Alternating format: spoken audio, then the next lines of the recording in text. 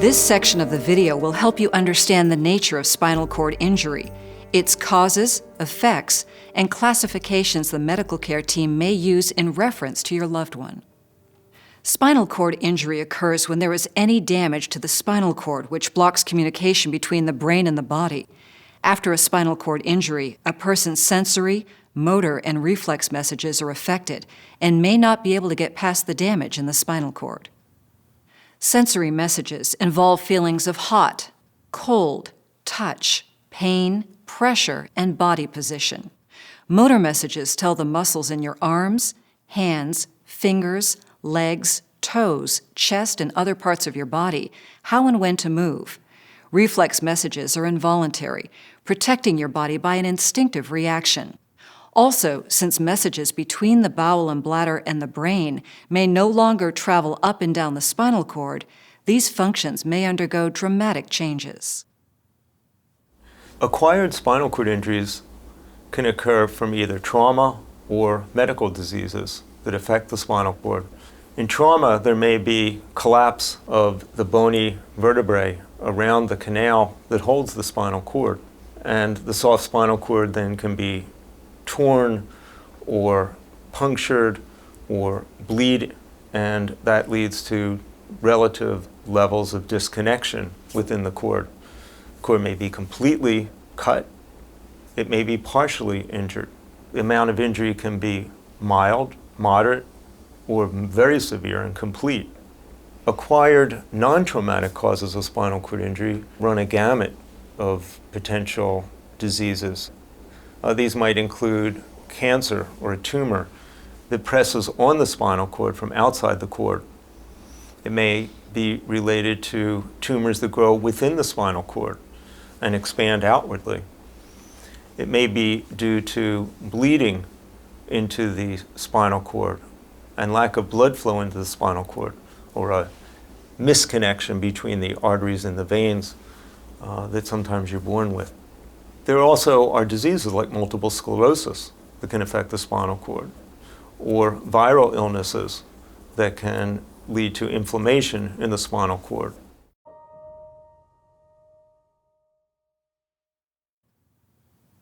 You may hear the terms complete or incomplete used to describe the injury.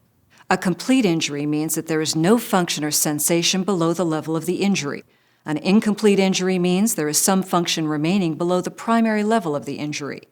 A person with an incomplete injury may be able to move one limb more than another, or may be able to feel sensation in parts of the body that he or she can't move.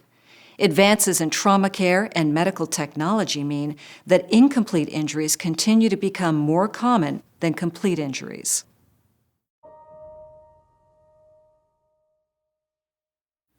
The most common causes of spinal cord injury are from some type of trauma or disease.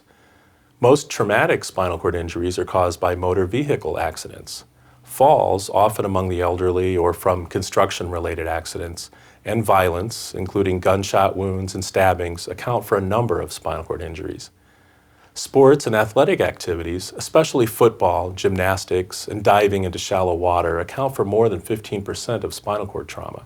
Diseases such as cancer, arthritis, osteoporosis, and inflammation of the spinal cord are also common causes of spinal cord injury, and these are classified as non-traumatic.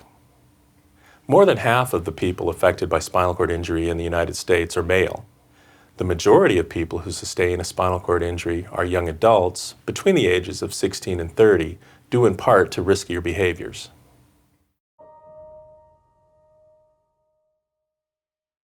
The effects of spinal cord injury vary depending upon the patient's level of injury.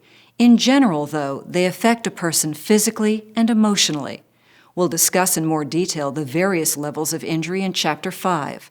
Next, we want to introduce some terms you may hear during the trauma care stay. The first term is paralysis, or loss of motion.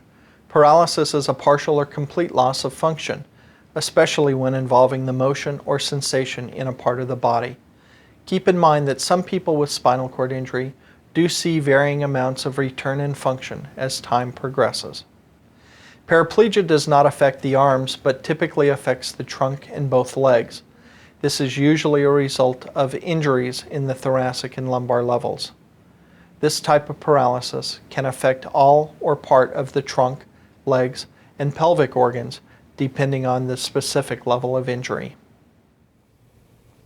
Tetraplegia, also called quadriplegia, refers to paralysis from approximately the neck down. Tetraplegia results from injury to the spinal cord in the neck and is associated with total or partial loss of functions in both arms and legs. This type of paralysis means arms, trunk, legs, and pelvic organs are all affected by the spinal cord injury. People with quadriplegia may have weak control or no control of their lungs and breathing muscles. They may need specific help with coughing and breathing, and in some high-level injuries may need a ventilator to breathe.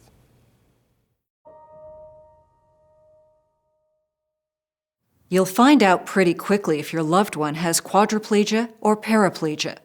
Also, during your loved one's stay at the trauma care center, he or she may be given a diagnostic test that gives you more information about their injury and chances for improvement.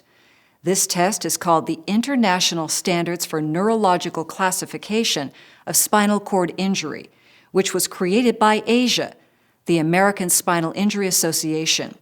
Your doctor may refer to this test simply as the ASIA exam or the ASIA ISCOS test. It's useful to correctly describe a spinal cord injury and help determine future rehabilitation and recovery needs after discharge from the trauma care center. During the ASIA ISCOS examination, a member of your healthcare team examines your ability to feel or your sensory function at multiple points on your body, as well as your ability to move different muscles. This examination may be conducted at any time after a spinal cord injury. Ideally, it is first given within 72 hours after the initial injury at the trauma care center. To determine your loved one's ASIA ISCOS scores, the person giving the exam tests the patient's sensory and motor abilities and limitations. He or she tests 28 points on both sides of the body to determine the sensation the patient can feel, each with light touch and a pinprick. The patient's response is recorded on a 3-point scale, 0, 1, 2, for a total of 112.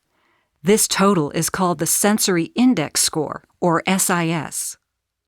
The doctor will also test motor or movement ability of 10 different muscles on both sides of the body to see whether there is active movement, some movement without gravity, or any movement against resistance. This total is called the Motor Index Score, or MIS, scored on a 0 to 5 scale for a total of 100.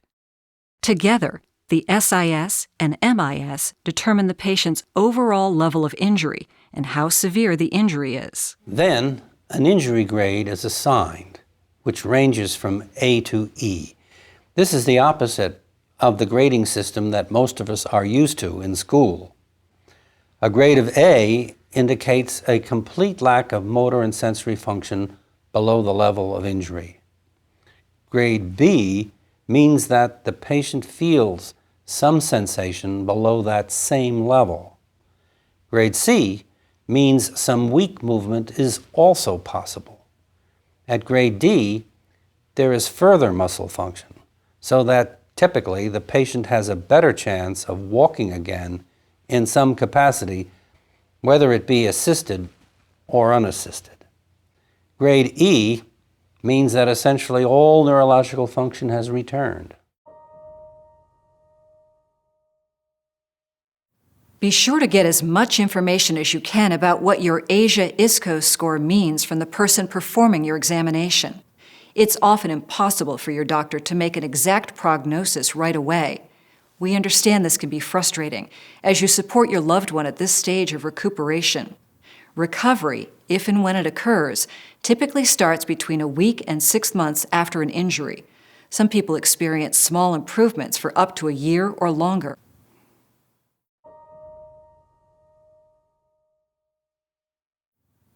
Beyond the major impairments of your loved one's spinal cord injury, there are a number of other effects that he or she may experience. They may include limited loss of movement in specific parts of the body, and loss of sensation and ability to feel pain, heat, cold, and touch in the affected areas. Some patients may report unusual or hypersensitive sensations. They may feel pain in a part of the body where they cannot feel anything else. Injuries to the spinal segments may affect the patient's control of bowel movements and urination.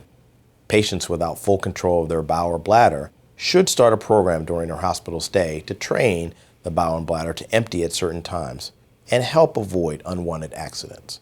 Persons with spinal cord injury may experience exaggerated reflex actions or spasms, which are involuntary movements of a body part. These can often be controlled or reduced with physical therapy and medications. Sexuality may be affected by spinal cord injury. Men may notice changes in erection, ejaculation, and sperm count, and may experience reduced fertility. Women may notice changes in lubrication, but there are no changes in the ability to become pregnant. There are resources available to help patients regain and maintain healthy sexuality and fertility. Some patients feel intense pain or stinging sensation caused by damage to the nerve fibers in the spinal cord. This can be treated with medication and therapy. At this time, we'll move on to Chapter 4.